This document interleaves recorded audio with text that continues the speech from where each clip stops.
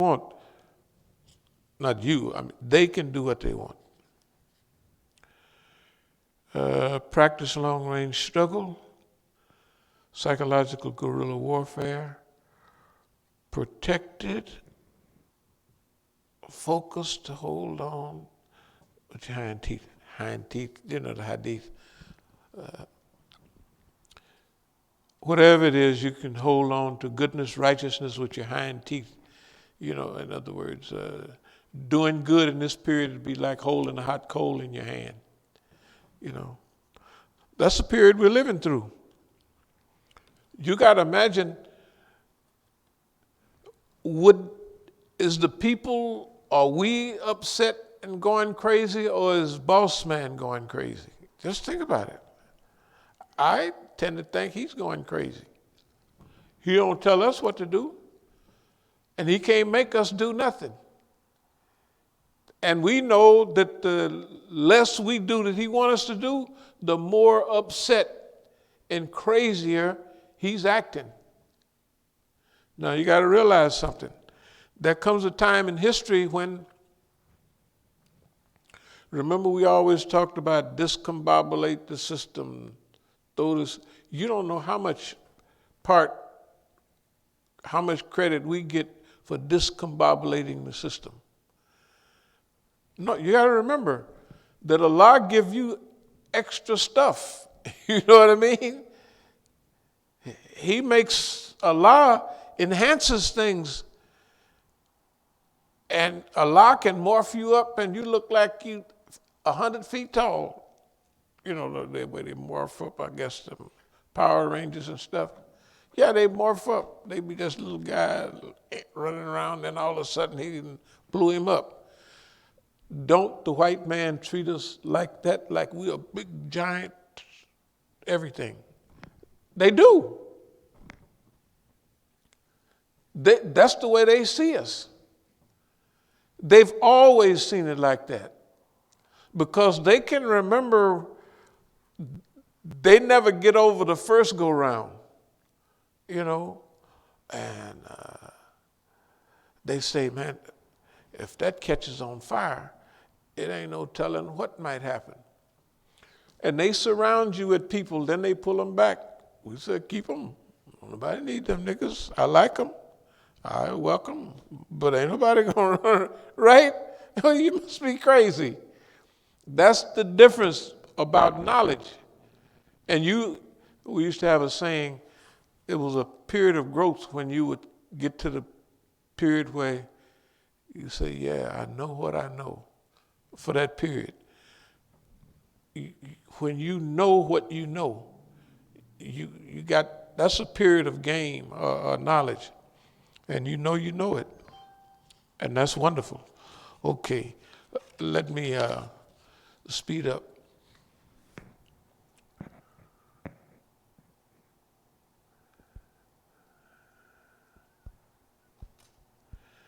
We talked about East Oakland Enterprises, but that's important. You don't hear nobody else talk about it outside of Oakland. They talk about the Black Panther Party like that was Oakland. It just wasn't. Okay.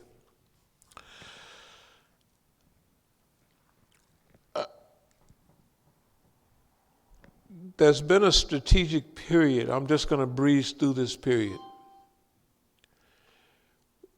When I got from overseas, and I think I left overseas, in fact, it was so-called making a comeback. It was January the 1st when I left Copenhagen and went to Paris, January the 1st, 1972.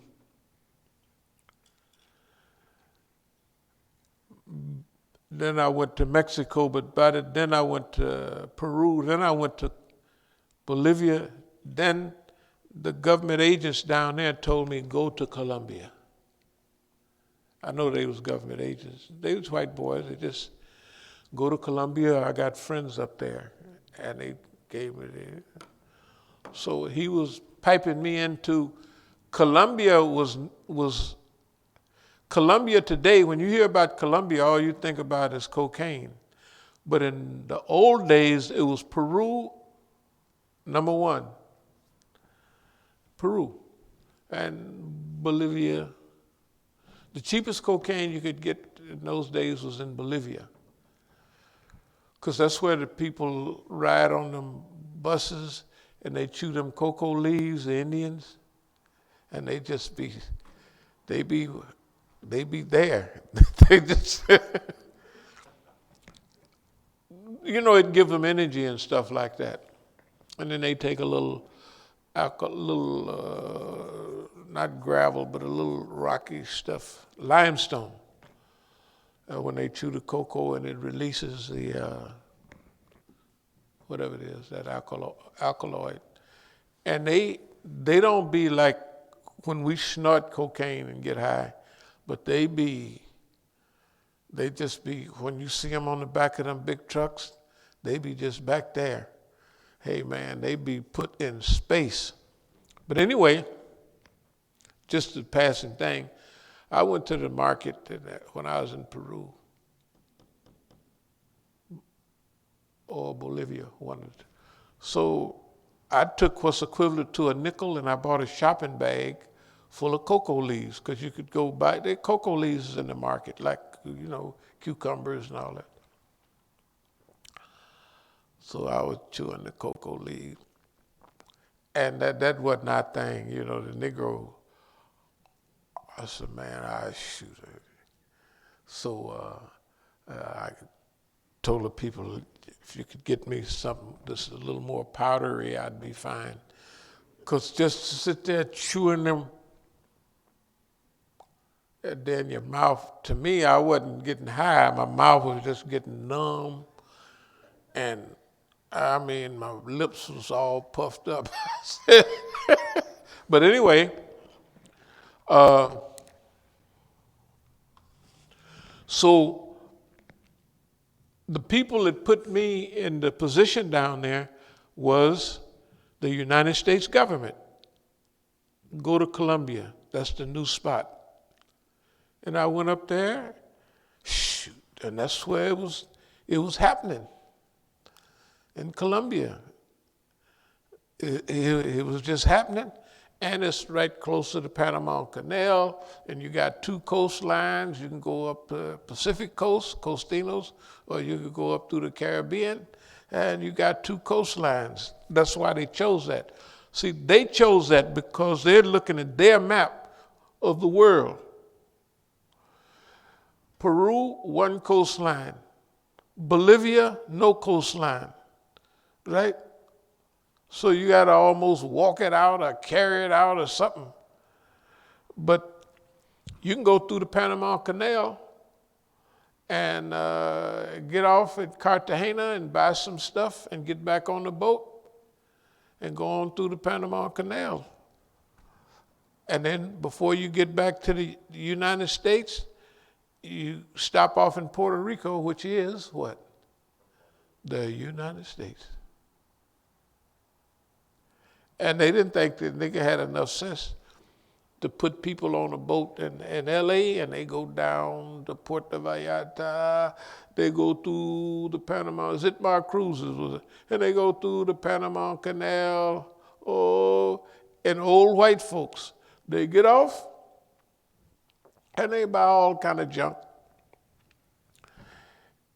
And they get back on the boat with big packages of cocaine. And then they come back through the Caribbean and they get off the boat in Puerto Rico, United States. See, they don't think niggas got no sense.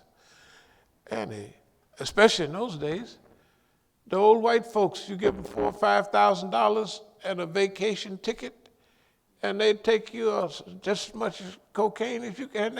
Who's gonna stop? You're gonna mess with a 70-year-old and a 68-year-old white man and his wife, a 68-year-old white woman, and they're on a vacation? Who would ever even think of that in those days? It's not now. Who would even think of it? And they just drop it off in Puerto Rico. And you can put it in a suitcase. You could throw it over your shoulder in those days. and get on a plane or whatever and come to the United States. Just a free ride. It just costs you a few dollars. Anyway, that's what we used to do. But by 1973, all of that studying of revolution and da-da-da-da-da, we came to a conclusion that you can't do that, although cocaine is different than heroin and all that. You know, because heroin kill everybody. Cocaine just get everybody busy. And everybody, the singers, Aretha Franklin, everybody just liked cocaine. And the presidents, and then later on, Jimmy Carter, you should have saw, they had a picture of the White House with wings on it, high as a kite. See, that was a time in the 70s and the early 80s when cocaine, this is before crack, everybody was snorting cocaine. Let me see. Everybody means everybody. So maybe 2-3 people didn't, but that's about it. All them people was snorting cocaine. Everybody was snorting cocaine. Because cocaine is not harmful. And when you start getting broke, you just leave it alone for a while and start getting your money back together. Then you get happy and do it again. And then you go broke again. But it don't tear you down like crack and good God Almighty. I'll tell you the story about, I went down back in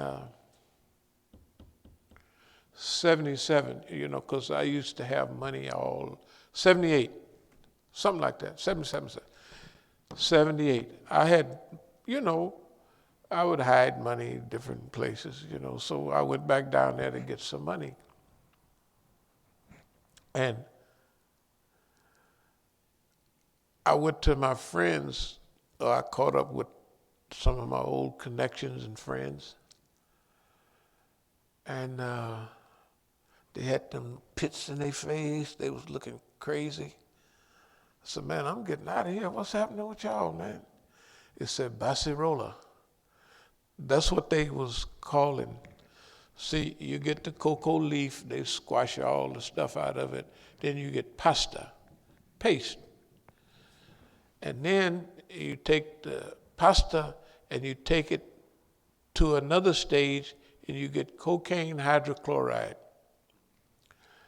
Now, Richard Pryor and all of them, they was taking good cocaine and they was taking it back to a base by taking, in that time they was using ether and water and you'd put it in a vial and it would fizz. And then you take an eyedropper, everything above an oily line that would go right in there. Drop that out. Had that ether on it. It would dry fast. Now the Negro, Richard Pryor and them couldn't wait, so they'd have a hair dryer. And it'd dry right away. And we used to use that to test cocaine, because if you take 1 gram, 10 tenths, and you send it through that process, everything above the oily line, if 10 tenths of a gram come back, you got 100% cocaine. If you got 7.5 grams, which is good quality, 8 points, you got 80% cocaine, that's good, that's fine. It might as well be, So that test that we used to use to see how good the cocaine was, when I went to prison here and then I got out, all of my friends in Oakland, they used to be big Negroes. They used to live in the hills and everything, and they was getting broke. All the entertainers in LA, see, Freebase, what y'all call crack now, which it came out in the middle 70s. Not the mid-90s like all other. See, Richard Pryor got burned up twice, I think. He get burned up twice. Richard Pryor, poor Richard. See, here's what happened. I'll stop this talking in a minute. But anyway, since they used ether and they used all of that stuff, it would catch on fire. That's why Richard Pryor got burned up twice, I think. Because, he couldn't wait. He got matches around all of them chemicals that would catch on fire and it'd burn him up. You could tell in Oakland, because see, freebase hit Oakland before it hit LA. The first place in the United States was the San Francisco Bay Area. Okay. So I went to prison. When I got out of prison, all my friends was telling me, man, you got to do this, try this freebase. I said, well, I'm a Muslim now. So